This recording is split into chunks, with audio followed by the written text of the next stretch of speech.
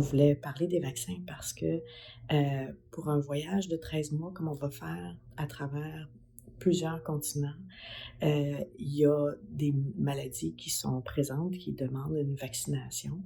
Dans certains cas même, ça peut être exigé le vaccin, la preuve du vaccin pour rentrer dans certains pays où on va aller. Euh, J'en profite pendant que Patrick dort pour vous faire cette petite capsule-là sur les vaccins. Parce que Patrick a une phobie des termes médicaux et des aiguilles. Alors, vous comprendrez que ce sujet-là, c'est pas facile à discuter en sa présence. On prend une décision par rapport à chacun des vaccins. On les a pas tous pris. Par exemple, il y a moyen de se prémunir contre le mal des hauteurs si on va au Pérou, où on va aller, et on monte dans les montagnes. On a décidé de ne pas prendre ça. On va y aller graduellement si on y va.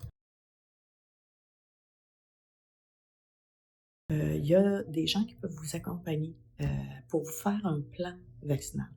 Euh, Au Québec, on a des cliniques du voyageur, mais ça doit exister un peu partout, des endroits où on peut avoir des vaccins et qui nous aident à planifier à quel moment il faut prendre quel vaccin. Parce qu'il y en a qu'il faut prendre au début du voyage, il y en a d'autres, en fait, au début, juste avant de partir en voyage, il y en a d'autres qu'on peut prendre d'avance. Il y en a qui nécessitent une dose, 2 doses, 3 doses. Des fois, c'est 2 semaines entre chaque dose. Des fois, c'est 2 mois, 6 mois. Donc, c'est pas simple, surtout quand on a à peu près une dizaine de vaccins à prendre. Je vous conseille fortement de vous faire aider par une clinique du voyageur. Aussi, on a trouvé une petite application canadienne qui s'appelle Can Immunize. C'est une application où on peut tout rentrer nos vaccins et même planifier les vaccins à venir avec vous sur votre cellulaire. Il peut être exporté en PDF vers une adresse courriel ou peu importe, en texto.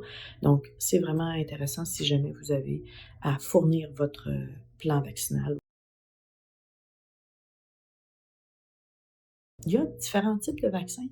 Il y a des vaccins naturellement qu'on se fait injecter avec une seringue, mais il y a aussi des vaccins qui se prennent en pilule ou en liquide. Donc, pensez pas que c'est juste des piqûres que vous allez avoir. Il y a même des maladies qui sont pas pour lesquelles on ne peut pas avoir de vaccin, mais pour lesquelles il va falloir qu'on ait des pilules à prendre pendant notre séjour dans des zones à risque.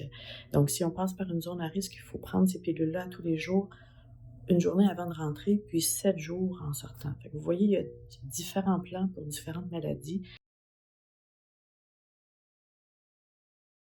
Le prix des vaccins, c'est très variable, hein. Ça peut aller entre 50 $, 500 $ par dose, puis il y en a qui ont plusieurs doses à prendre. Alors, ça peut monter assez rapidement. Nous, on s'est fait un budget d'à peu près 2000 $, mais ça, c'est considérant 2000 $ les deux ensemble, donc 1000 $ par personne, mais ça, c'est considérant qu'on a des assurances qui en payent une partie. Donc, renseignez-vous auprès de vos assureurs.